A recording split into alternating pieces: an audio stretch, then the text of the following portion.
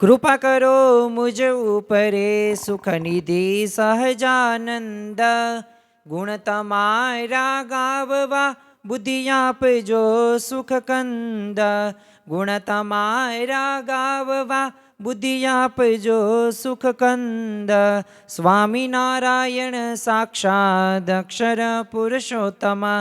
સર્વેભ્યં પરમાં શાંતિમ આનંદમ સુખમર્પયેત. શ્રી સ્વામિનારાયણ ભગવાનની જય. અક્ષર પુરુષોત્તમ મહારાજની જય. ગુણાતીતાનંદ સ્વામી મહારાજની જય. પ્રમુખ સ્વામી મહારાજની જય.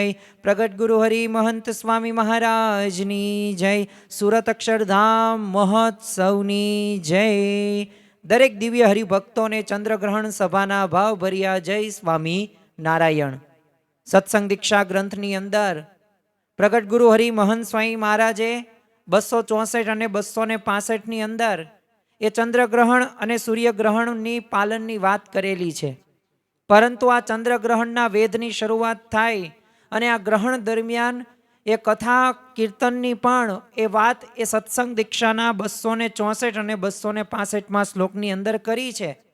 તો આજે આપણે સૌ કોઈ આ કથા વાર્તાની અંદર એક ભજન સ્મરણની અંદર પધાર્યા છીએ.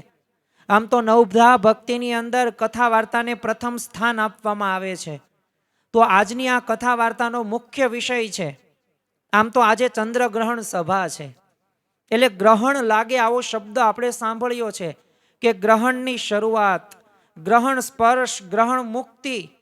તો આજે આપણે એક એવા વિષય વિશે વાત કરવી છે કે જેનું ગ્રહણ આપણને અનંત જન્મોથી લાગ્યું છે અને જે ગ્રહણને આપણે દૂર કરવાનું છે, એમાંથી મુક્ત થવાનું છે.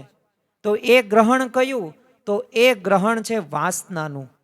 એ અનંત જન્મોથી આપણે વાસનાની અંદર એ આપણે ફસાયેલા છીએ, અટવાયેલા છીએ. તો આજના આ ચંદ્રગ્રહણ સભાની અંદર આ એક ગ્રહણને એ આપણે દૂર કરવા માટે, એક મુક્તિ પામવા માટે આપણે શું કરી શકીએ? પણ શા માટે આ ગ્રહણને દૂર કરવું જરૂરી છે? તો જો 84 લાખ યોનિની અંદર પ્રથમ એ સ્થાન આ મનુષ્ય દેહને આપવામાં આવે છે. એટલે જ ભાગવત કહે છે દુર્લભો માનુષો દેહો. દુર્લભ એવો આ મનુષ્ય દેહ પ્રાપ્ત થયો છે. પરંતુ આ મનુષ્ય દેહમાંથી એ જો આપણે વાસનાને મૂકીને એ જો પરમ પદ કે બ્રહ્મરૂપ ન થઈએ તો આપણો આ જન્મ એ લેખે લાગ્યો ન કહેવાય, અલેખે લાગ્યો કહેવાય. અને આપણે જે ઇન્દ્રિયો કે અંતઃકરણ કે મન કે બુદ્ધિ કે હૃદય કે આત્માનું જે કલ્યાણ કરવાનું છે, જે ભગવાન બાજુ વાળવાનું છે, જો આપણે વાળીએ નહીં કંઈક વાસના રહી જાય તો એ પુનર્જન્મ આપણને પ્રાપ્ત થાય છે. તો આજના પ્રવચનની અંદર વચનામૃત ગઢડા મધ્યન પ્રકરણનું જે 25મું વચનામૃત છે.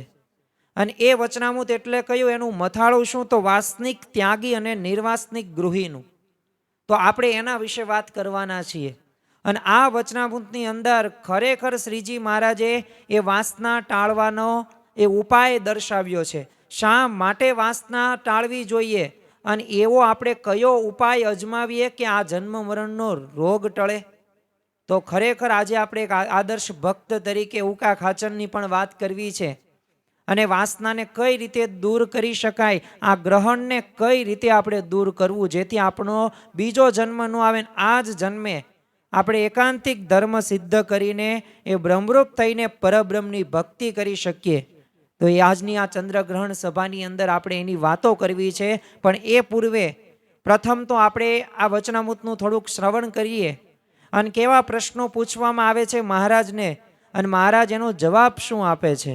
વચનામૃતનું શ્રવણ કરીએ 2 મિનિટ દરમિયાન અને ત્યારબાદ સમજવાનો પ્રયત્ન કરીએ કે જે આ વાસના રૂપી જે ગ્રહણ લાગ્યું છે, આ ગ્રહણને આપણે કઈ રીતે દૂર કરી શકીએ. સ્વામિનારાયણ હરે, સ્વામિનારાયણ હરે. સંવંત 1879ના શ્રાવણવદી છઠને દિવસ સ્વામી શ્રી સહજાનંદજી મહારાજ શ્રી ગઢડા મધ્યે દાદા ખાચરના દરબારમાં દક્ષિણાદે દ્વાર ઓરડાની ઓસરીએ ઢોલિયા ઉપર વિરાજમાન હતા અને સર્વ શ્વેત વસ્ત્ર ધારણ કર્યા હતા અને પોતાના મુખારવિંદની આગળ મુનિ તથા દેશ દેશના હરિભક્તની સભા ભરાઈને બેઠી હતી. જો અહીંયા મહારાજ ગઢડાની અંદર પોતે દાદા ખાચરના દરબારની અંદર પોતે વિરાજમાન છે અને મહારાજ પોતે 26 વર્ષ એ ગઢપુરની અંદર દાદા ખાચરના દરબારની અંદર પોતે રહે છે અને ઘણા બધા સમયા ઉત્સવો કરેલા છે. અને આજનો પવિત્ર દિવસ એટલે ધૂળેટીનો દિવસ, અને આજના દિવસે એ 3 મિનિટ માટે એ ભારતની અંદર પણ આ ચંદ્રગ્રહણ થવાનું છે. તો ખરેખર એ આપણે આ ગ્રહણની અંદર એ આજે આપણે એવો ઉપાય વિશે વાત કરવાના છીએ અને એવી ધૂળેટી જે આપણે પર્વ ઉજવીએ છીએ એવા રંગે આજે આપણે રંગાવા માટે બધા એકઠા થયેલા છીએ. તો પછી મુક્તાનંદ સ્વામીએ પૂછ્યું છે કે એવી દ્રઢ વાસના હોય ને તેની જેને ટાળવાની ઈચ્છા હોય તો તે શું ઉપાય કરે ત્યારે ટળે?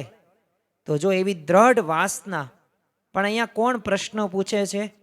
સદગુરુ મુક્તાનંદ સ્વામી. આવા કોણ મુક્તાનંદ સ્વામી? તો ખપ અને મુમુક્ષુતાની એ મૂર્તિ સમાન આ સદગુરુ મુક્તાનંદ સ્વામી. એ સત્સંગમાં માની ઉપમા જેમને આપવામાં આવે છે એવા સદગુરુ મુક્તાનંદ સ્વામી. આ મુક્તાનંદ સ્વામી ગમે તેવો ક્રોધી વ્યક્તિ સામે આવ્યો હોય દેશી, અને મુક્તાનંદ સ્વામીની વાણી સાંભળે, એમનો દર્શન કરે તો પોતે શાંત થઈ જાય એવા મુક્તાનંદ સ્વામી. અરે મહારાજે પ્રકરણ એવું ચલાવ્યું નહોતું, છતાં પણ પોતે એ લીમડો વાટીને પોતે એ પીતા હતા એ મુક્તાનંદ સ્વામી. અને એ મુક્તાનંદ સ્વામી કે જે પોતે યુવાન અવસ્થાની અંદર એ પોતે બાળપણથી જ તે ઘરનો ત્યાગ કરીને એ પોતે એવા નિષ્કામી, એવા કોઈ મળ્યા નહીં ગુરુ, એટલે મરવા માટે તૈયાર થઈ ગયા હતા. એ ખપ અને મુમુક્ષુતા વાળા મુક્તાનંદ સ્વામી એ શ્રીજી મહારાજને પ્રશ્ન પૂછે છે. અને હજી તો આપણે કેટલું વર્ણન કરી શકીએ, કારણ કે આ સદગુરુ મુક્તાનંદ સ્વામીએ જ તે 5 અનાદિ તત્વ જીવ, ઈશ્વર, માયા, બ્રહ્મ અને પરબ્રહ્મ, આની વાત એ નીલકંઠ વર્ણીને પ્રથમ આ સદગુરુ મુક્તાનંદ સ્વામીએ લોજની અંદર એ પ્રશ્નના જવાબ એમને આપેલા હતા. એ સદગુરુ મુક્તાનંદ સ્વામી કેવા જિજ્ઞાસા વૃત્તિવાળા હશે, કેટલું જાણવાનું અને આપણા કલ્યાણની કેટલી પોતે એ ઈચ્છા રાખતા હશે, ત્યારે જ પ્રશ્ન કરી શકે ને. કોઈક ઠોઠ વિદ્યાર્થી પ્રશ્ન કરે તો આપણને લાગે કે એને પ્રશ્ન છે, પણ હોશિયાર ને એ પ્રશ્ન કરે ત્યારે એમની મુમુક્ષુતા હોય ને, નિર્માનીપણે વર્તતા હોય તો જ તે પોતે પૂછી શકે. અને જાણવાની કેટલી વૃત્તિ એમના જીવનની અંદર આપણને જોવા મળે. કારણ કે વચનામૃત 272 છે, તો એની અંદર સૌથી વધુ જો કોઈએ પ્રશ્ન પૂછ્યા હોય તો આ સદગુરુ મુક્તાનંદ સ્વામીએ શ્રીજી મહારાજને પ્રશ્ન પૂછ્યા છે. અને કેવો પ્રશ્ન પૂછ્યો કે દ્રઢ વાસના હોય તો એની ટાળવાની અમારી ઈચ્છા હોય તો અમે કયો ઉપાય એવો કરીએ કે વાસના ટળે? તો પછી શ્રીજી મહારાજ બોલ્યા છે કે જેવું ઉકા ખાચરને સંતની સેવાનું કર્યાનું વ્યસન પડ્યું છે, તેવી રીતે ભગવાનને ભગવાનના સંત તેની સેવા કર્યાનું જેને વ્યસન પડે, તે વિના એક ક્ષણ માત્ર પણ રહેવાય નહીં, તો એના અંતઃકરણની જે મલિન વાસના એ સર્વે નાશ પામી જાય. જો અહીંયા મુક્તાનંદ સ્વામીએ જે પ્રશ્ન પૂછ્યો એનો યથાર્થ જવાબ મહારાજ અહીંયા જવાબ દે છે. પ્રથમ તો ઉકા ખાચર, આપણે હમણાં વાત કરશું કે આ ઉકા ખાચરે કેવી સેવા કરીને મહારાજને રાજી કર્યા હતા. બીજું કે સ્વામિનારાયણ ભગવાને સેવાના વ્યસનની વાત કરી, તો આપણે કેવા સેવાનું વ્યસન કરવાનું છે. અને અંતઃકરણની પણ મલિન વાસના એ સર્વે નાશ પામવા માટેનો પણ ઉપાય આપણને અહીંયા શ્રીજી મહારાજ કહે છે. જો આ વચનામૃતની વિશેષતા આપણે જોઈએ ને, તો આમ તો આ વચનામૃતનું મથાળું તમે જો કે વાસનિક ત્યાગી કે નિર્વાસનિક ગૃહીનું, એટલે ત્યાગી હોય કે ગૃહસ્થ હોય, એના જીવનની અંદર આ વાસના શું ભાગ ભજવે છે ને, એની અહીંયા તુલના કરવામાં આવી છે, એની અહીંયા સરખામણી કરવામાં આવી છે. જો આ સંસારની અંદર એવું નથી તમે ભગવા કપડાં પહેરી લ્યો અને તમારે આ વાસનાનો સામનો કરવો ન પડે. અરે તમે ત્યાગી હોય કે તમે ગૃહસ્થ હોય, એ પ્રશ્નો તો તોય આવવાના છે. તમે જુઓ કે મેનકાની અંદર એ પોતે ઋષિ કે વિશ્વામિત્ર ઋષિ, આ બધા ઋષિ મુનિઓ જે મહાન 50,000 60,000 વર્ષ સુધી તપ કર્યા હતા, પણ જો એમને વાસનામાં પોતે ફસાયણા અને બીજો જન્મ એમને લેવો પડ્યો હતો. એટલે કલ્યાણ એક અકલ્યાણમાં પરિણમે છે વાસનાને લીધે. તો જો આ જન્મ મરણની આ ઘટમાળની એ કારણભૂત એવી વાસના ટાળવાનો અહીંયા આપણને સરળ અને સુગમ ઉપાય આપણને આ વચનામૃતની અંદરથી પ્રાપ્ત થાય છે. જો આ ગ્રહણને આપણે જો કાઢી નાખીએ ને, તો આ જન્મ મરણનો રોગ રહ્યો ને એ આપણે મટાડી શકીએ છીએ. પણ આપણને તો અનંત જન્મોથી આ જન્મ મરણનો રોગ ટળ્યો છે વાસનાને લીધે.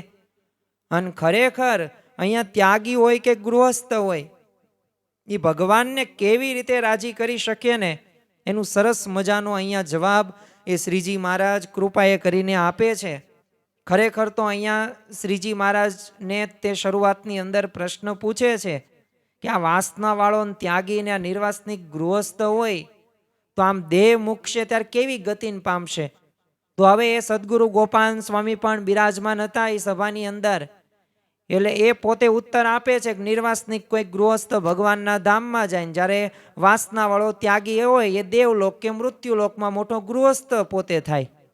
અને અતિશય વિષય ભોગવીને તે એ વિષયથી વૈરાગ્ય પામીને તે એ અંતે નિર્વાસનિક થઈને ભગવાનના એ ધામમાં જ જાય છે. તો જો આમ વાસનાથી ત્યાગીને પણ જન્મ મરણના ચક્રાઓની અંદર આવવું જ પડે એવી વાત આપણને આ વચનામૃતની અંદરથી જોવા મળે છે. અને એટલું જ નહીં, એટલે આ સદગુરુ મુક્તાનંદ સ્વામી પ્રશ્ન પૂછે છે કે દ્રઢ વાસના એવી હોય ને અમારે ટાળવીની ઈચ્છા છે તો એમે ઉપાય કયો કરીએ કે તો ટળી જાય. કારણ કે જો પ્રશ્ન મહત્વનો છે અને આ પ્રશ્ન એક મુક્તાનંદ સ્વામીને નહોતો, આપણને સૌ કોઈને આ વાસનાનો પ્રશ્ન છે. કેમ ખબર આપણને પડી કે આપણને આ પ્રશ્ન છે? કારણ કે આપણે અનંત જન્મો લઈએ છીએ ને આ જન્મ અત્યારે આપણે મનુષ્યનો લીધો તો એમાં કંઈક તો ભૂલ હશે ગયા જન્મની અંદર, એટલે વાસના રહી ગયેલી છે ને આ જન્મે જો એ વાસનાને આપણે ટાળવાની છે, એ અંતરદ્રષ્ટિ કરવાની છે, એવો સંતનો સમાગમ કરવાનો છે, એવા ગુરુ સાથે એવું જોડાણ કરવાનું છે. કારણ કે જો કેમ જરૂરી છે, કેમ આ સ્વાભાવિક રીતે માનવ જાત માટે ઉપયોગી છે. તો કોઈક દર્દી ડૉક્ટરને પ્રશ્ન પૂછે કે મારો માથાનો દુખાવો કઈ રીતે દૂર થાય, તો હવે સ્વાભાવિક રીતે એ પ્રશ્ન આમ સમગ્ર માનવ જાત માટે ઉપયોગી ન કહેવાય. કેમ ઉપયોગી ન કહેવાય? કે માથું એને દુખે છે એટલે એને તે જે જવાબ આપે એ તે એટલે સમય પૂરતો એને માથું મટી જાય, બાકી બીજાને એ નિયમ લાગુ પડે નહીં, કારણ કે બીજાને દુખવું પડે ને. પણ જો આ મુક્તાનંદ સ્વામી આપણે કેટલો એમનો આભાર માનવો પડે એટલો આપણે ઓછો છે. કારણ કે એમને બધાય માટે પાછું હંમેશા માટે ઉપયોગી થાય ને એવી રીતે પોતે પ્રશ્ન પૂછે છે. અને ખરેખર આ વાસનાને ટાળવી જરૂરી છે, કારણ કે વાસનાની ભયંકરતા છે આ દુનિયાની અંદર. મારે તમને ખાલી બે જ એવા મુદ્દા કહેવા છે. આજની આ ખગાસ્ત્ર ચંદ્રગ્રહણની સભાની અંદર આપણે સૌ કોઈ આ જે ગ્રહણ લાગ્યું છે આ ગ્રહણને દૂર કરવા માટે અહીંયા આપણે બધા એકઠા થયા છીએ. અને દરેકની એક અંતરની એક ઈચ્છા છે કે મારા જીવનમાં એ જે આ વાસના રહીને એ દૂર થાય. આ પંચ વિષયો પ્રત્યેની આસક્તિ એ જે છે ને એ અનાસક્ત થઈને ભગવાન અને સંતમાં હું આસક્ત થાવ, આમાં બધાયની ઈચ્છા છે. એટલે બધાયને આ ગ્રહણને દૂર કરવું જ પડશે. અને ગ્રહણ દૂર કરી શકીએ તો જ આપણને આ છેલ્લો જન્મ થાય છે. બાકી તમે જો પ્રથમ જ તે આ વાસનાથી આ જન્મ મરણનું કારણ આ વાસના જ છે. તમે જો ભરતજી પાસે શું હતું? રાજ્ય હતું, સંપત્તિ હતી, સત્તા હતી, ધન હતું, બધુંય હતું. પણ એ બધુંય છોડીને પોતે ક્યાં જાય છે? પોતે વનની અંદર જાય છે ભગવાનનું ભજન કરવા માટે, આત્માનું કલ્યાણ કરવા માટે. પણ શું થયું? તો હરણના બચ્ચામાં પોતે બંધાઈ ગયા. તો બીજો જન્મ કયો એમને મળ્યો? હરણનો અવતાર મળ્યો, જે રાજાના નામ ઉપરથી ભારત દેશનું નામ આપવામાં આવ્યું છે. તો ખરેખર જો આ ભરતજીએ શું ભૂલ કરેલી હતી? હરણના બચ્ચામાં વાસના રહી ગઈ હતી. એટલે આપણે નિર્વાસનિક સ્થિતિને પામવાનું છે. આપણને એક પ્રશ્ન એવો પણ થાય કે આ વાસના છે શું? અને આ વાસના કરીએ છીએ ને આપણે નિર્વાસનિક થવાનું છે, ભગવાનમાં જોડાવાનું છે, સત્પુરુષમાં મન કર્મ વચને જોડાવાનું છે. પણ વાસનાની વ્યાખ્યા તો ખબર હોવી પડે ને. આ તો પછી કેવું થાય? બિલ્લી આયે તો ભાગ જાના. પોપટને એક વ્યક્તિએ પોપટ પાળેલો તો એને ઘણી વખત એને રિપીટ કરાવ્યું, રિવિઝન કરાવ્યું. બિલ્લી આયે તો ભાગ જાના, બિલ્લી આયે તો ભાગ જાના, બિલ્લી આયે તો ભાગ જાના. તો 2-3 દિવસ ત્યાં. હવે આ જે વ્યક્તિ હતો મકાન માલિક એ પોતે હાજર નહીં. હવે પોપટ તો પાંજરામાં બહાર નીકળો અને બિલાડી આવી. તે બિલાડી આવીને આ બોલે, બિલ્લી આયે તો ભાગ જાના, બિલ્લી આયે તો ભાગ જાના, બિલ્લી આયે તો ભાગ જાના. અને એમ બોલતું જાય પણ ભાગે નહીં. અને બિલાડી આવીને એ પોતે તરત તે એને મારી નાખે છે અને ભોજન એનું એ કરી નાખે છે. પણ ત્યારે જો આ માલિકે શું ભૂલ કરી કે બિલ્લીએ તો ભાગ જાના એને રિપીટ તો કરાવ્યું, પણ એનું બિલ્લી દેખાડી નહીં, જો આને બિલાડી કહેવાય. એમ આપણે ઘણી બધી વખત એવું થાય છે કે વાસના વાસના નિર્વાસનિક નિર્વાસનિક, પણ વાસના છે શું, આ પંચ વિષય છે શું, આ ઇન્દ્રિયો અંતઃકરણ છે શું, એ ખ્યાલ જ ન આવે, એનું સ્વરૂપ જ ખબર ન હોય તો એને દૂર આપણે કઈ રીતે કરી શકીએ અને એનાથી આપણે દૂર કઈ રીતે રહી શકીએ. એટલે આપણે પ્રથમ વાસના શું છે એને સમજવાનો થોડોક પ્રયત્ન કરીએ. વચનામૃતના આધારે હું તમને સમજાવું. વચનામૃતની અંદર કહ્યું છે કે અનાદિ કાળથી છે ને જીવ સાથે વળગેલી એ વિષય ભોગની જે આસક્તિ છે, કામના છે, તૃષ્ણા છે, ઈચ્છા છે, બસ એ રૂને એ વાસનાનું બીજ એ દરેક જીવની અંદર પડેલું છે. કેમ આપણને ખબર પડી? આ જન્મ લીધો એટલે મનુષ્યનો. જો આપણો મોક્ષ થઈ ગયો હોય તો આપણે જન્મ લેવો જ ન પડ્યો હોત. તો યાદ એક રાખવું, જો યાદ રાખવું, આમાં અક્ષર બ્રહ્મ અને મુક્તો એ પોતે બાકાત છે. કારણ કે એ તો મૂળ અનાદિ સિદ્ધ છે. એમને આવી કાંઈ વાસના, એ તો ઇન્દ્રિયો અંતઃકરણને દાબીને વર્તે એવા એ સત્પુરુષ છે. એ તો પોતે નિર્વાસનિક છે, બીજાને નિર્વાસનિક કરે છે. એટલે અહીંયા આ વાસનાનું મુખ્ય આપણે અર્થ જોઈએ તો જે આપણી ઈચ્છા છે, મારે આ ખાવું છે, આ પીવું છે, હરવું છે, ફરવું છે, બેસવું છે, ઉઠવું છે, આ જોવાનું રહી ગયું, આ ખાવાનું રહી ગયું, એટલે આમ જ કરાય. એટલે એ જે ઈચ્છા થાય છે ને એ જ તે વાસના છે અને એ આપણા જીવમાં પડેલું જ છે. અને ત્યાં સુધી જો નવા નવા જન્મરૂપી અંકુર ફૂટતા જ રહેવાના. અને 84 લાખ જાતની યોનિઓ છે, એમાં જો જીવ ભટકે છે ને આપણે ભટકેલા જ શીવી. શ્રીજી મહારાજે વચનામૃતની અંદર કહ્યું છે કે જેટલું સમુદ્રમાં ખારું પાણી છે એટલું એક જીવે આ માતાનું ધાવણ પીધેલું છે. તો આપણે એટલા બધા જન્મો લીધેલા છે, પણ છતાં પણ જો આપણે નિર્વાસનિક થતા નથી. એનું કારણ શું? આ વાસનાને યથાર્થ રીતે ટાળવા માટે એ આપણે એવા પ્રયત્નો નથી કર્યા. અને જ્યાં સુધી આપણે સંપૂર્ણ નિર્વાસનિક નહીં થઈએ ત્યાં સુધી અક્ષરધામમાં પણ પ્રવેશ કરી શકીશું નહીં. અને આમાં કોઈ છૂટછાટ નથી, પાછું ડિસ્કાઉન્ટ પણ નથી. એટલે આ જન્મે આપણે નિર્વાસનિક થવું જરૂરી છે. શ્રીજી મહારાજે કહ્યું છે કે મારો જે ભક્ત કહેવાશે ને એને તલ માત્ર પણ કસર રહેવા દેવી નથી. એટલે જો આપણે યાદ રાખવું, આપણા જીવનની અંદર આ નિર્વાસનિક થવા માટે એ આપણે આગળ વધવાનું છે. એ જે વાસનાનું જે ગ્રહણ જે આપણને લાગ્યું છે, આ ગ્રહણમાંથી આપણે મુક્ત થવાનું છે. અરે ચંદ્રગ્રહણ, સૂર્યગ્રહણમાંથી તો એટલું તો શીખવા મળે કે એની પણ સ્પર્શની શરૂઆત હોય છે. એ પણ સ્પર્શ દરમિયાન આપણે જે કથા કીર્તન એવું બધું કરીએ છીએ ને પછી એની મુક્તિ હોય છે. એ કાયમ માટે ચંદ્રગ્રહણ કે સૂર્યગ્રહણ નથી રહેતું. એમ આપણે પણ આપણા જીવનની અંદર આ છેલ્લો જન્મ કરી લેવો છે. આવો આપણે દ્રઢ નિશ્ચય સંકલ્પ સાથે આગળ વધવાનું છે. એ જો શ્રીજી મહારાજે તો વચનામૃતની અંદર સ્પષ્ટ કહી દીધું છે કે વાસના તમે આજે ટાળો, અંત સમયે કે આ જન્મે ટાળો કે લાખો જન્મ કેડે ટાળો, પણ ટાળશો ને ત્યારે જ ધામમાં જવાશે. તો જો અહીંયા શ્રીજી મહારાજ એમનામ તો પોતે કહેતા નથી, એ પોતે સ્પષ્ટ સાચા વક્તા છે, સત્યનિષ્ઠ પોતે છે. અને એમના ધામની અંદર આપણે જવું છે તો એમના વચનોનું પાલન કરવું જરૂરી છે. એટલે આપણે યાદ રાખવું કે જો ભરતજીને પણ એક જો હરણના બચડામાં વાસના રહી ગઈ હોય તો હવે આપણે આટલી બધી વાસનાઓ અત્યારના સમયમાં તમે જુઓ કે કેટલી ફોનમાં વાસના છે, કેટલી વોટ્સઅપમાં વાસના છે, અરે કેટલી ફેસબુક સ્ટેટસની અંદર વાસના છે, કેટલી સ્થાન વિશે વાસના છે. તો જ્યાં સુધી ત્યાંથી આપણે નિર્વાસનિક નહીં થઈએ ને ત્યાં સુધી આપણને ચોખ્ખા નહીં થઈએ, શુદ્ધ નહીં થઈએ. ને શુદ્ધ નહીં થઈએ એટલે આપણને ધામમાં એ આપણને બેસવા પણ નહીં મળે. ભગવાન 2-5 જન્મ પાછા લેવરાવશે. એટલે આ જન્મે જ તે આપણે નિર્વાસનિક થવું છે.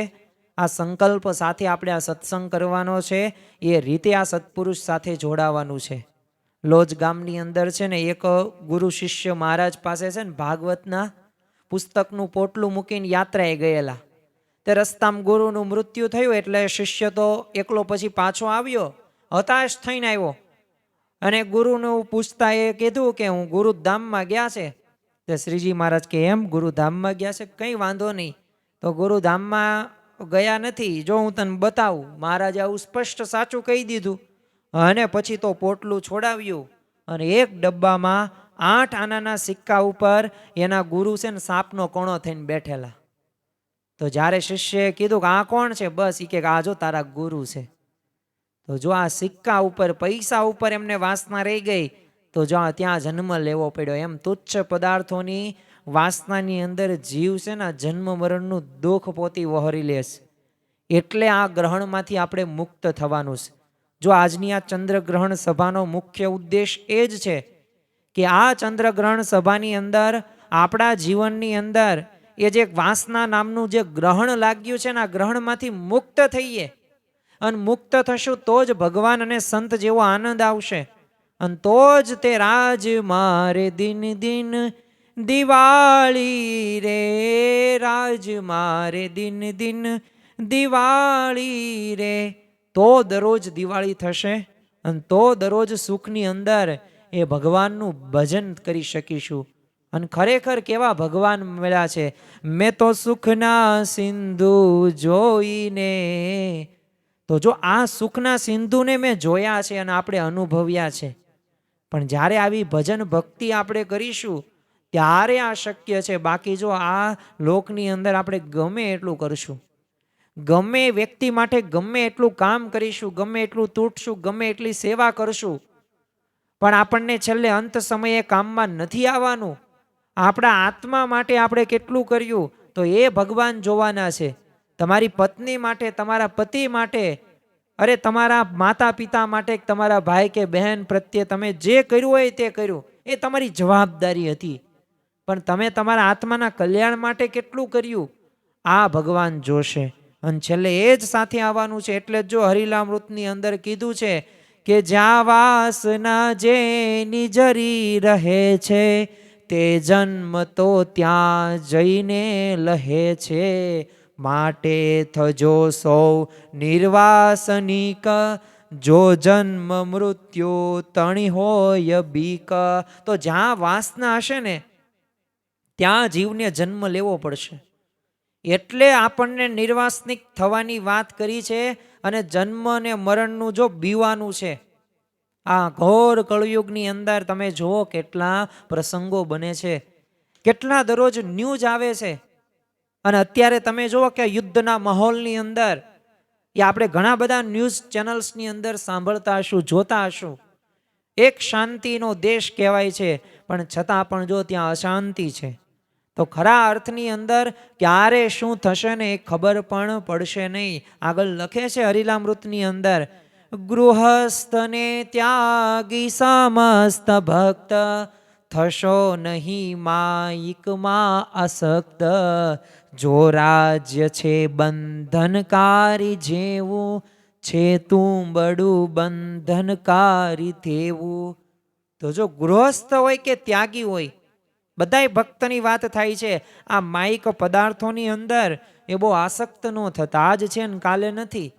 અરે કાલે આવશે, આના કરતાં પણ સારા પદાર્થો આવશે. પણ જો આસક્ત થઈ ગયા, જો એમાં ને એમાં સમય પસાર કર્યો, પૂરું થઈ ગયું. વિષયોમાંથી જીવને ક્યારેય પોતે તૃપ્તિ થઈ નથી અને થવાની પણ નથી. અને એમાં સુખ છે પણ નહીં, ક્ષણિક સુખ છે. તો જો આ વાસનાની ભયંકરતા છે. બીજી વાસનાની ભયંકરતા છે અને એ છે દુઃખ માત્રનું કારણ આ વાસના છે.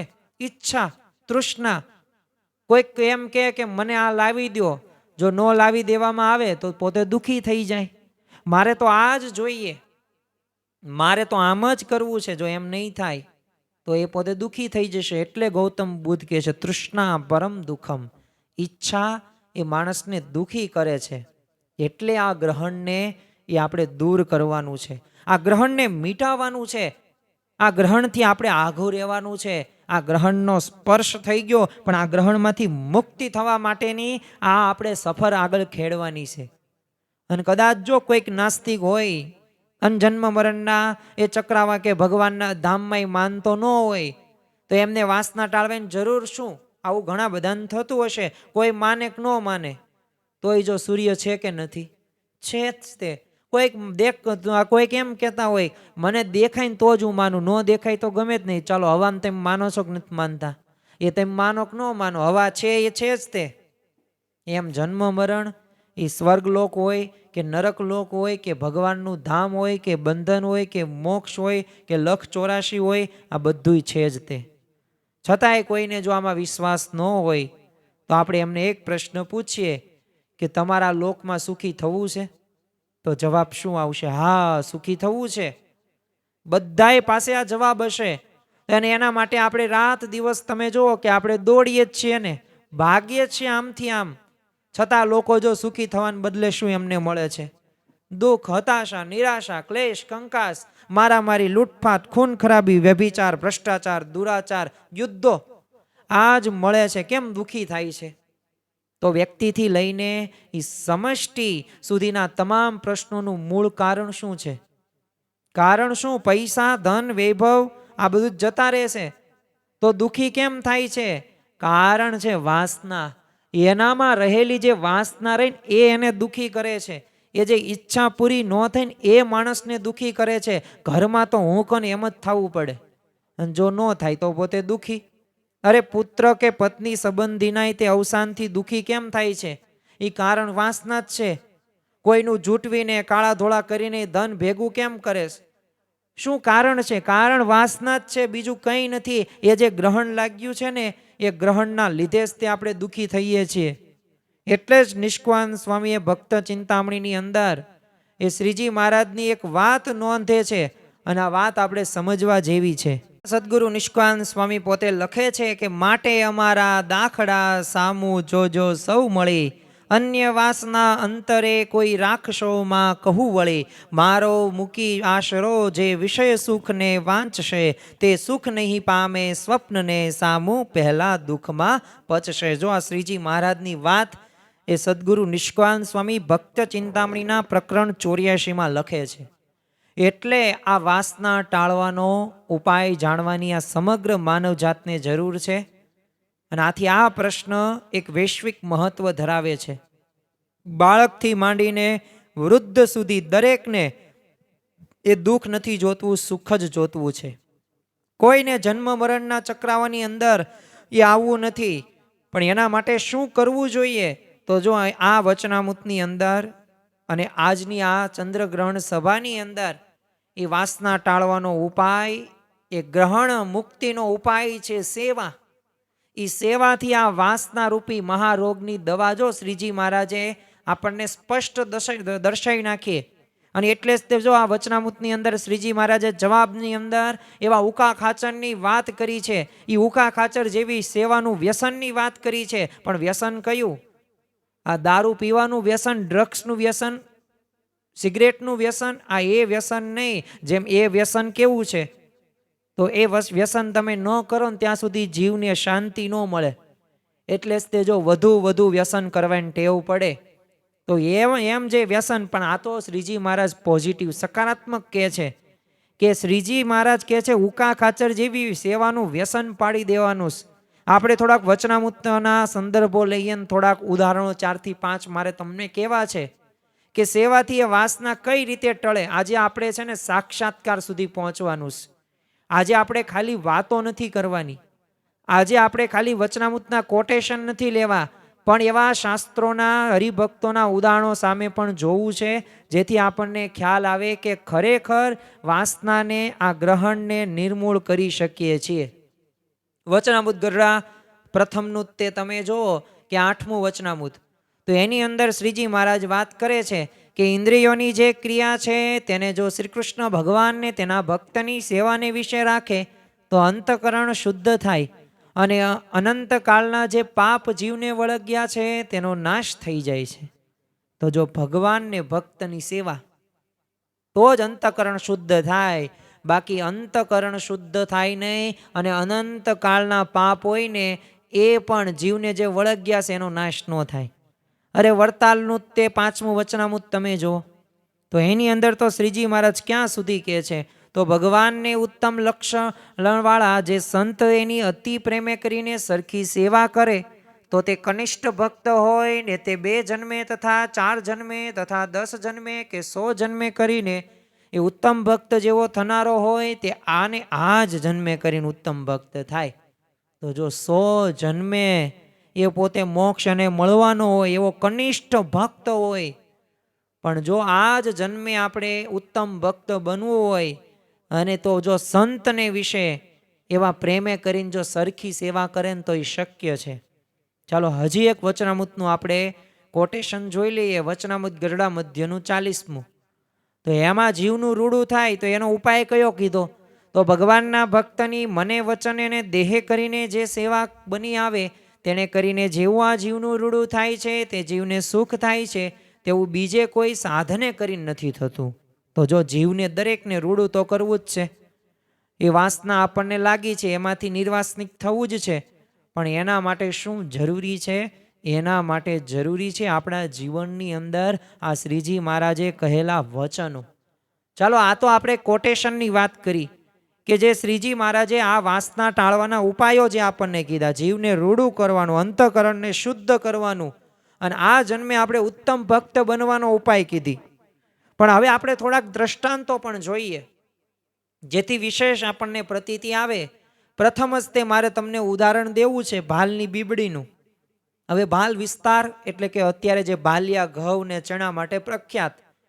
આમ તો અત્યારે કેનાલની સગવડતા બધી આવી ગઈ, પણ પહેલાના સમયની અંદર ત્યાં પાણી નહોતું. તો આ ભાલની બીબડી પોતે ત્યાં રહે, પોતે મુસ્લિમ બાઈ. હવે મહારાજને એને દાંતણ ખાલી આપ્યું તો મહારાજે શું કીધું? એનું મુક્તાનંદ સ્વામી જેવું કલ્યાણ થશે. ક્યાં સદગુરુ મુક્તાનંદ સ્વામી અને ક્યાં ભાલની બીબડી, પણ જો એનું કલ્યાણ કેવું થયું? મુક્તાનંદ સ્વામી જેવું. આવું જ એક બીજું ઉદાહરણ છે જેતલપુરની ગણિકા. હવે પોતે ગણિકા હતી અને એવા પાપ કર્મ કરતી હતી, પણ એને વિચાર આવ્યો કે આ જેતલપુરની અંદર આ યજ્ઞ મહારાજ કરે છે તો મારે એમાં કંઈક તો સેવા કરવી જ છે. તો એક આખી રાત પોતે જાતે ઘઉં દળ્યા, અને જો એટલામાં જ તે મહારાજે એની વાસના ટાળીને એને શુદ્ધ કરી દીધી. અને એટલું જ નહીં, પાછું મોટા મોટા ઋષિઓ જે કામ વાસના ટાળવામાં એ ગોથું ખાઈ ગયા હતા, એમાં એક આ ગણિકા તરત જ પાર પડી ગઈ. તો જો આ છે સેવાનો પ્રતાપ. બ્રહ્માનંદ સ્વામી જેવું આ કલ્યાણ આ ગણિકાનું થશે. જો મહારાજને રાજી કરી, એમની સેવા કરી. ઉપેન્દ્રાનંદ સ્વામી પોતે સદગુરુ હતા.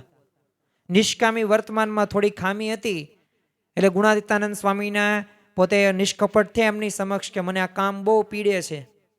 તો ખાલી ગુણાતીતાનંદ સ્વામીએ શું કીધું? આ ગાર લીપો. તમે સેવા આપી, સાવ સાધારણ સેવા હતી. ગાર લીપવાથી કઈ રીતે કામ દોષ દૂર થાય? પણ ગુણાતીતાનંદ સ્વામીના વચન પ્રમાણે ઉપેન્દ્રાનંદ સ્વામી પોતે સદગુરુ સંત, એમને એ કર્યું. અને એમને જો એમાંથી કામ વાસના હતી એ પોતે આ ગુણાતીતાનંદ સ્વામી એમની આંખોમાં જોયું અને બધોય કામ ખેંચી લીધો. તો જો એમની એ કામના હતી એ બધી ટળી ગઈ. ખાલી સાધારણ સેવા હતી, પણ જો સેવા કરી તો પોતે નિર્વાસનિક બની શક્યા.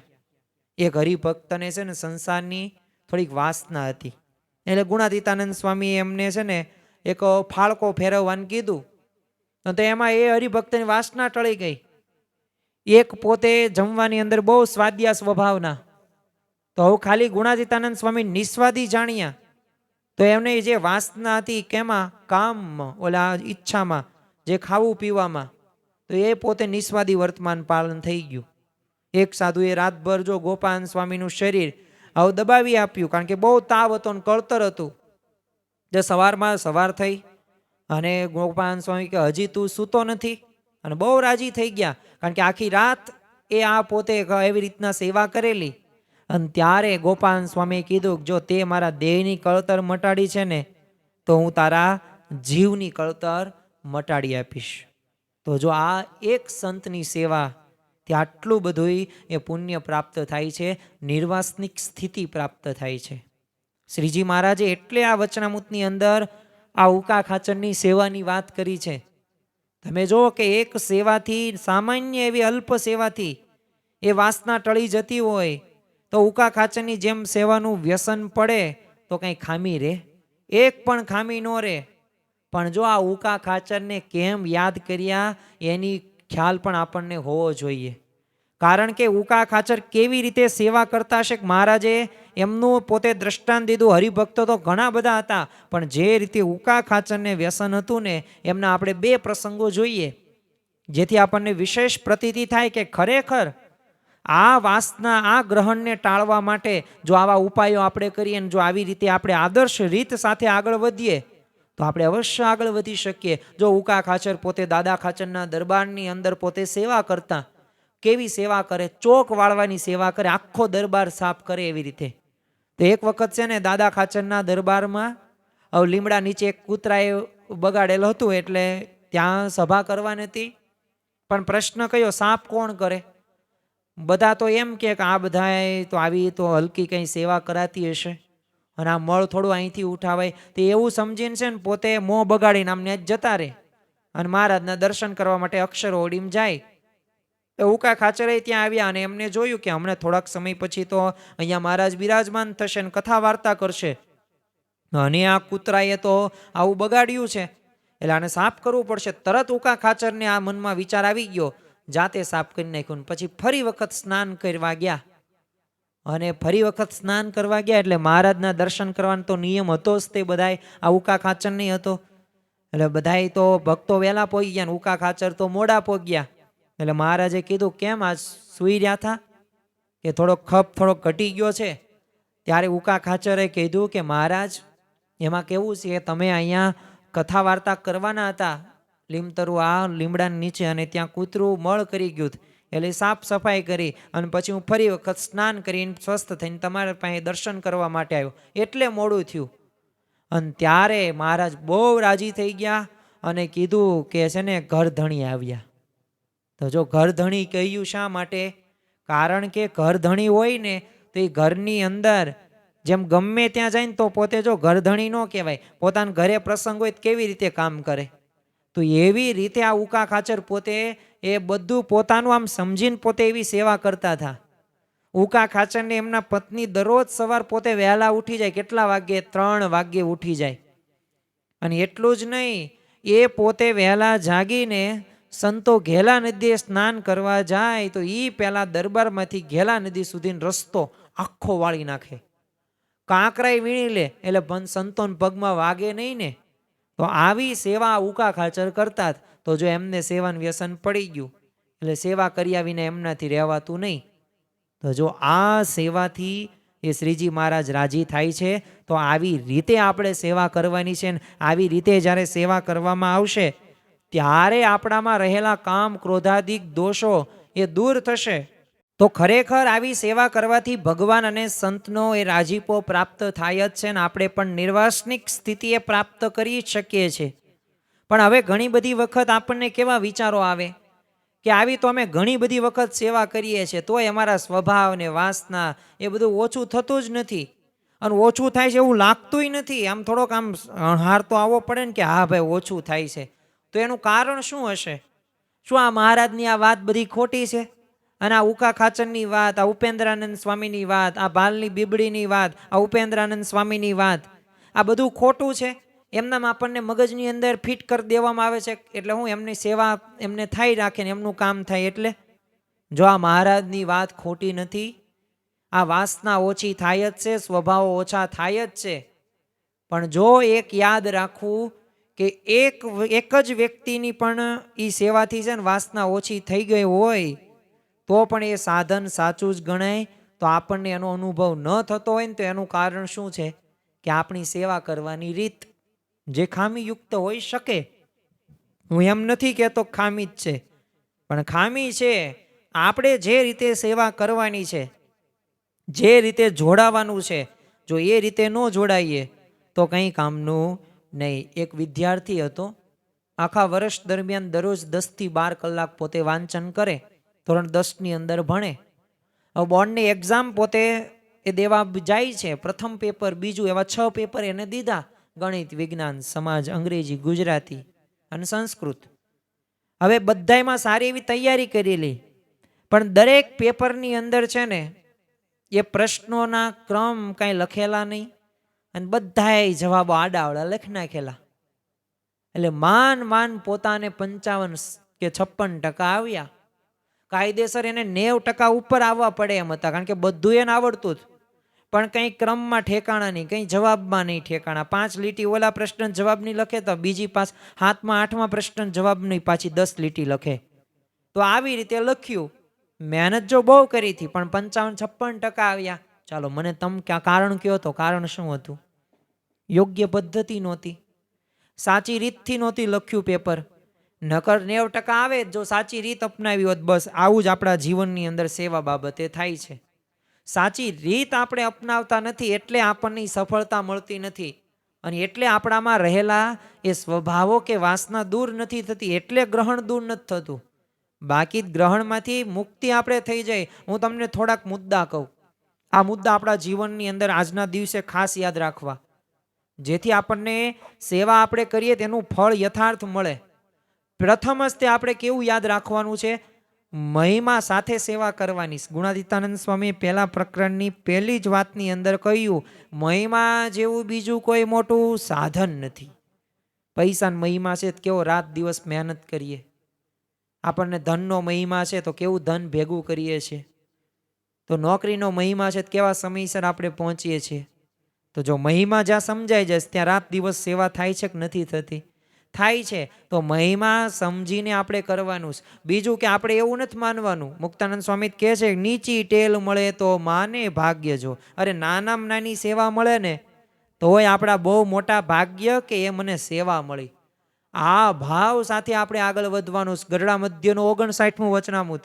ભગવાન અને સંતની સેવા બહુ મોટા પુણ્યવાળાને મળે છે.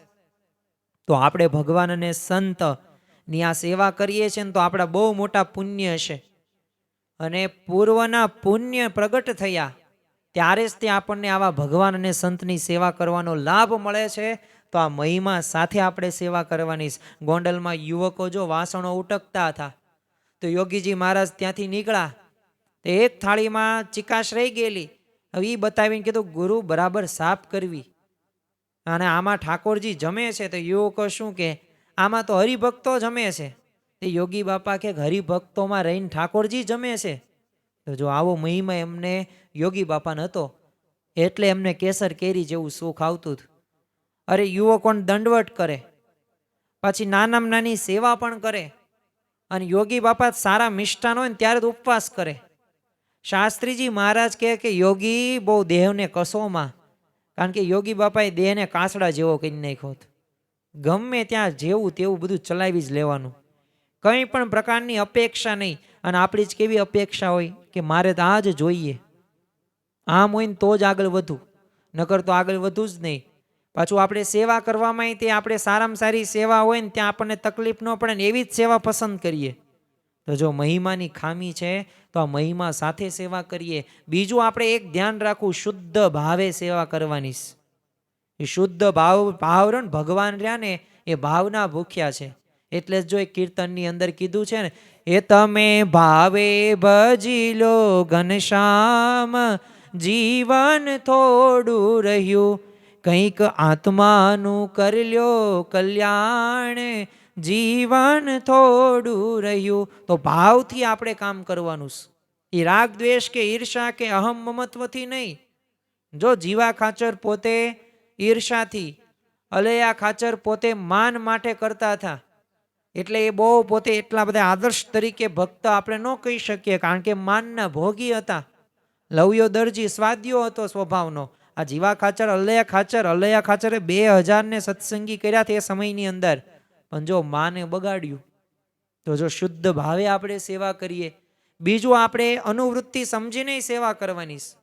કારણ કે ઘણી બધી વખત આપણે મન ધાર્યું કરતા હોઈએ, પણ જો ગુરુ અને ભગવાન જેમ કે એ પ્રમાણે કરવું એ શ્રેષ્ઠ છે, બાકી બધું એ કનિષ્ઠ છે. ગુણાતીતાનંદ સ્વામી જો જેમ જીભ વળી છે એમ ગુણાતીતા ભગતજી મહારાજનો દેહ વળીએલો.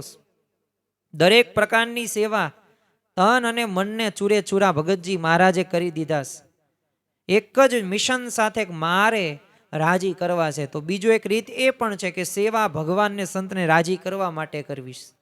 એટલે નિષ્કામ ભાવે કરવાની. કોઈ સ્વાર્થ કે માન મોટપ કે પ્રશંસા માટે નહીં, કોઈ અપેક્ષા સાથે સેવા નહીં કરવાની.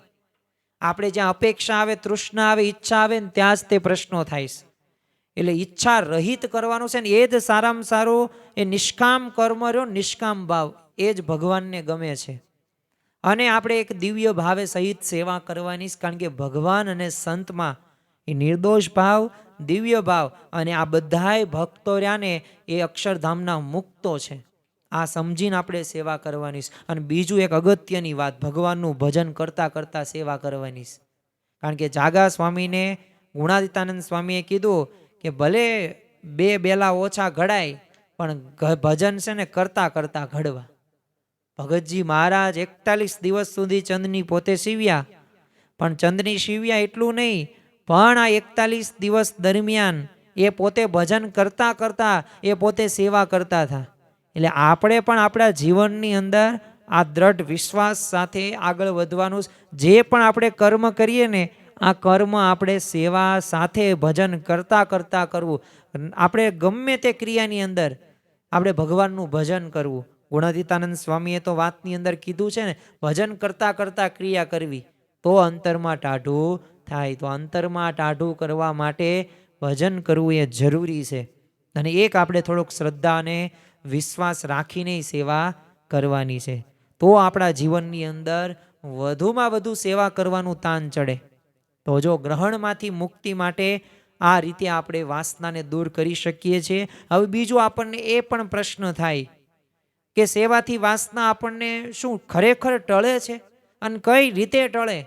તો આપણે થોડાક વચનામૃત અને થોડાક 2-3 પ્રસંગોથી આપણે જોઈએ કે ખરેખર સેવાથી વાસના ટળે છે. કારણ કે જો પ્રથમ જ તે રાજીપો જો આપણે પ્રાપ્ત કરવો હોય અને જો વાસનાનો આપણે નાશ કરવો હોય, તો આ સેવા કરવાથી ભગવાન અને સંતનો એ રાજીપો આપણા ઉપર વરસે. ગરડા મધ્યનું 28મું વચનામૃત તમે જુઓ તો એની અંદર શ્રીજી મહારાજ કહે છે કે જીવને ભગવાનને રાજી કરવાનો ઉપાય તો મન કર્મ વચને ભગવાનના ભક્તની સેવા કરવી એ જ છે. અને જો ભગવાન અને સંત રાજી થાય તો શું બાકી રહે?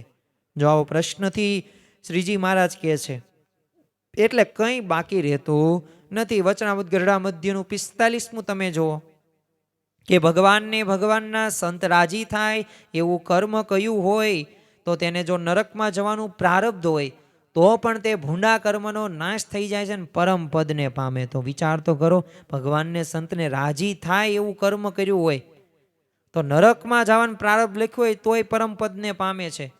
તો જો આપણે તો ભગવાનને સંતની સેવા કરીએ છીએ, પણ જો આ રાજીપાના વિચાર સાથે કરીએ તો શક્ય છે. જો ગુણાતીત સત્પુરુષ તમે જો અનાદિ સિદ્ધ જ હોઈશ, પણ જો આપણા જેવા સાધકોમાં આદર્શ માટે એવા કઠોર પોતે સેવારૂપી સાધના કરેલી, એ બસ ગુરુને રાજી એમને કર્યા અને પોતે ઉચ્ચ આધ્યાત્મિક સ્થિતિ એમને પ્રાપ્ત કરીશ. તમે જો ભગતજી મહારાજે ગુણાતીતાનંદ સ્વામીને અતિશય સેવા કરીને રાજી કરી નાખ્યા.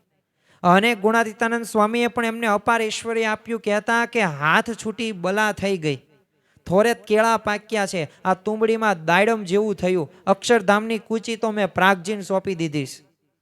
તો આવા વાક્યો અને આવી બ્રાહ્મી સ્થિતિ ભગતજી મહારાજને પ્રાપ્ત થઈ કેના લીધે? એવી એમને સેવા કરેલી છે અને થઈ શકે છે. એ ટળે જ છે વાસના. યોગીજી મહારાજને પણ જો એમની આધ્યાત્મિક સ્થિતિનું રહસ્ય પૂછ્યું તો એમણે શું કીધું? શાસ્ત્રીજી મહારાજની દ્રષ્ટિ પડી ગઈ, એમના જ મનનું ધાર્યું કર્યું છે, પણ આપણા મનનું ધાર્યું કર્યું નથી. અને તેઓ કહે કે જોગીને લખતો હો તો પેન મૂકી દઉં, ખાતો હોવ ને તો આમ કોળિયો મૂકી દઉં.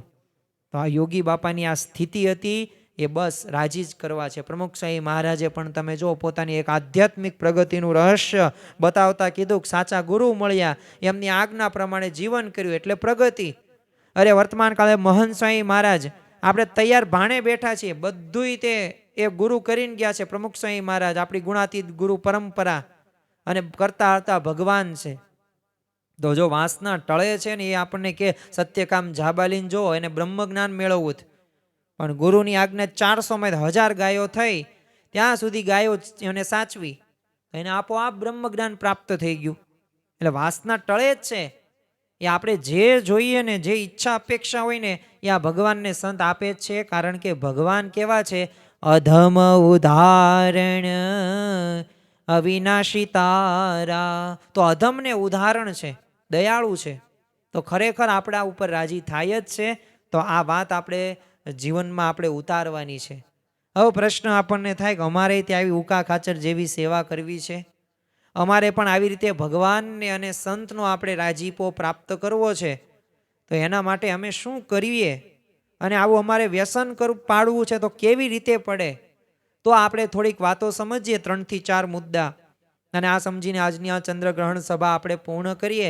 પ્રથમ હસ્તે આપણે છે ને પ્રાપ્તિનો આપણને લોભ જાગવો પડે કે આ લોકમાં જો પૈસાના આપણને મહિમા છે, રાત દાડો આપણે મહેનત કરવામાં થાકીએ છીએ, નથી થાકતા. એમ ભગવાનના સુખનો રાજીપાનો લોભ જ્યારે જાગે ને ત્યારે વ્યસન પડે. જો શાસ્ત્રીજી મહારાજ તો કહેતા, ભગતજીએ ભગવાનમાં કેટલો માલ માન્યો છે, 60,000 રૂપિયા મળતા હતા તોય ત્યાગ કર્યો.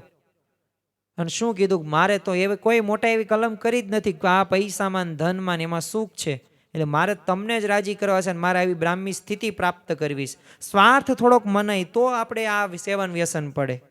હવે કોઈને ફાંસીની સજા થઈ હોય અને રાષ્ટ્રપતિને દયાની અરજી કરે ને રાષ્ટ્રપતિ એને ફાંસીમાંથી મુક્ત કરે ને પછી શરતો મૂકે કે તમારે તમામ પ્રકારની છે નીચામાં નીચી ટેલ ચાકરી સેવા કરવી પડશે, તો બોલો એ હા પાડે કે ના પાડે? ના પાડે જ નહીં, કોઈનો વાદ ન લે. તો એમ છે ને જન્મ મરણની ફાંસીમાંથી છૂટવાનો સ્વાર્થ થોડોક માનવાનો છે, અને આ જન્મે એ સ્થિતિ સુધી આપણે પહોંચી શકીએ. જો મનુષ્ય દેહે કરીને ન થાય તેવું શું છે? જે નિત્ય અભ્યાસ રાખીને કરે તે થાય. શ્રીજી મહારાજના વચનામૃતના વાક્યો છે. એમાં વાસનાને આ ગ્રહણ રહ્યું ને એ આપણે ટાળી શકીએ છીએ. એનો ઉપાય આપણને જે આ સેવાની વાત કરી અને આ ભયંકરતા જે દર્શાવીને એમાંથી બહાર આવવા માટે આપણે પ્રયત્ન કરવાના છે.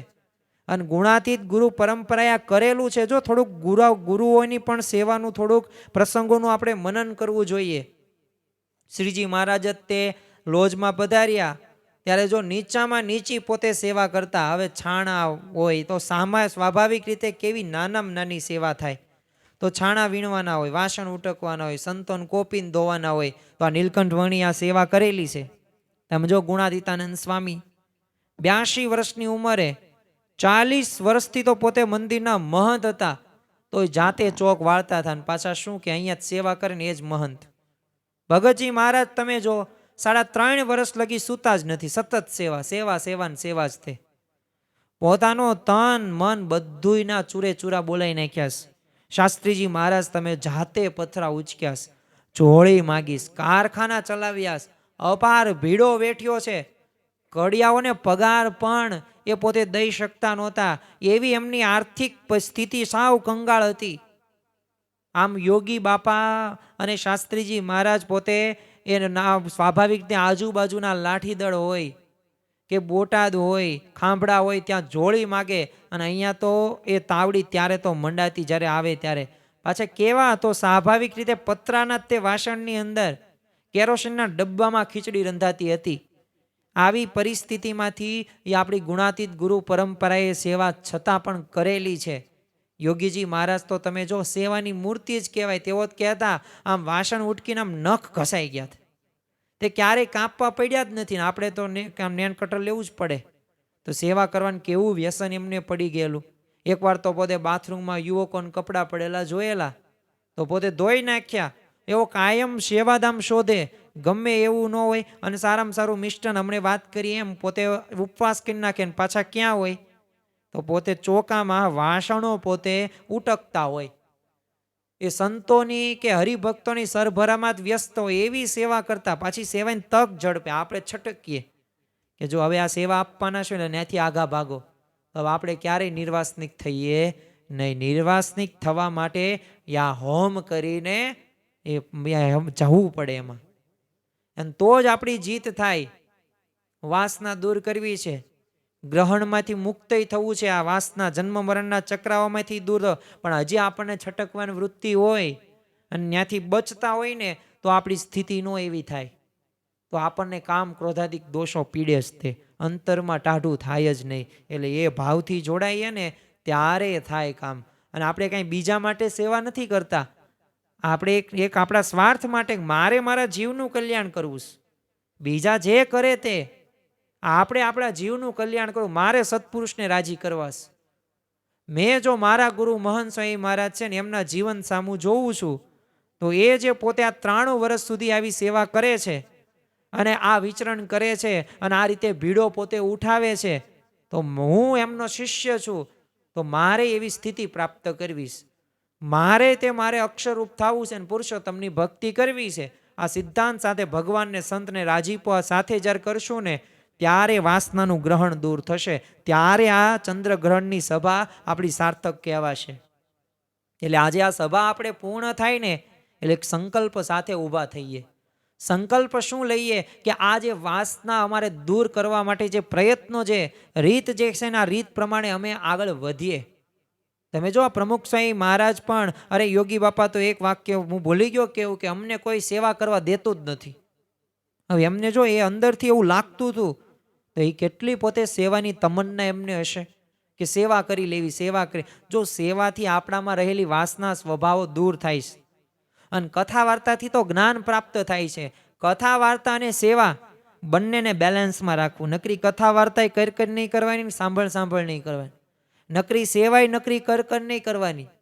બંનેનું બેલેન્સ રાખવાનું, તો આપણા જીવનની અંદર આપણે આગળ વધી શકીએ.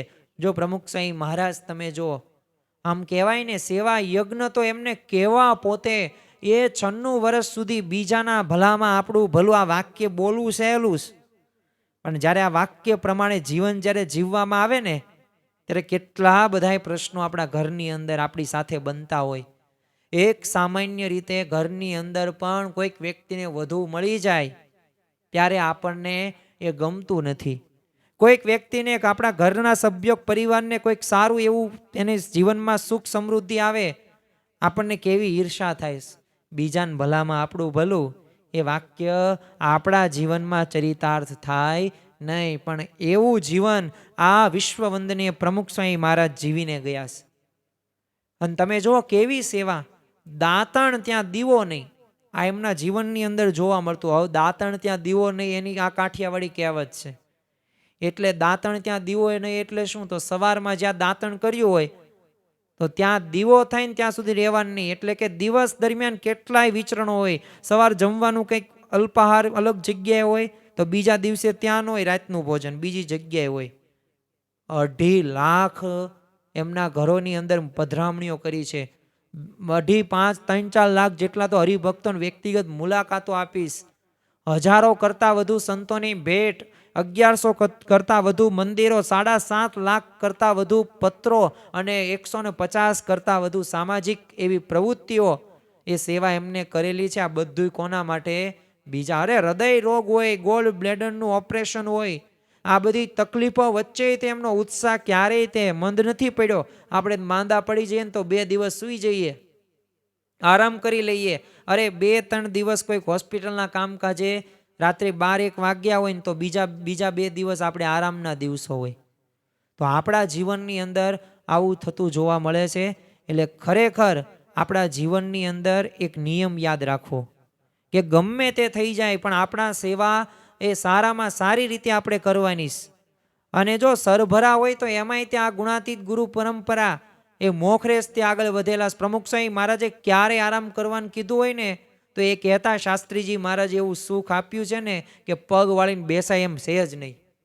અને આ અક્ષર પુરુષોત્તમ સિદ્ધાંત અને આ ઉપાસના અને આજ્ઞાની વાતો રહીને એ આપણના જીવનની અંદર આપણે એ હૃદયની અંદર ઉતારવાની છે. જો ભવિષ્યની પેઢીઓ માની ન શકે ને એવી અપાર સેવા પ્રમુખ સ્વામી મહારાજને વર્તમાન કાળે મહંત સ્વામી મહારાજ કરી રહ્યા છે. એક તમને સેવાની વાત કરું, મહંત સ્વામી મહારાજ એ બાળકોની કેટલી ચિંતા કરે છે. એક પિતા, એક માતા કે એક કોઈ પણ વ્યક્તિ, શિક્ષક જેટલી ચિંતા ન કરે એટલી મહંત સ્વામી મહારાજ ચિંતા કરે છે. એ મિશન રાજીપો 15,666 બાળકો. હવે આ કળયુગની અંદર સંસ્કૃતમાં શ્લોક કરાવવાની, એ પાછા 315 શ્લોક, અને એ મુખપાઠ. અશક્ય વાત કહેવાય ને. પણ તમે જો ભારત દેશ, અન્ય દેશોની અંદર 3-3, 4-4 વર્ષના બાળકોએ આ સત્સંગ દીક્ષા મુખપાઠ કરેલા છે.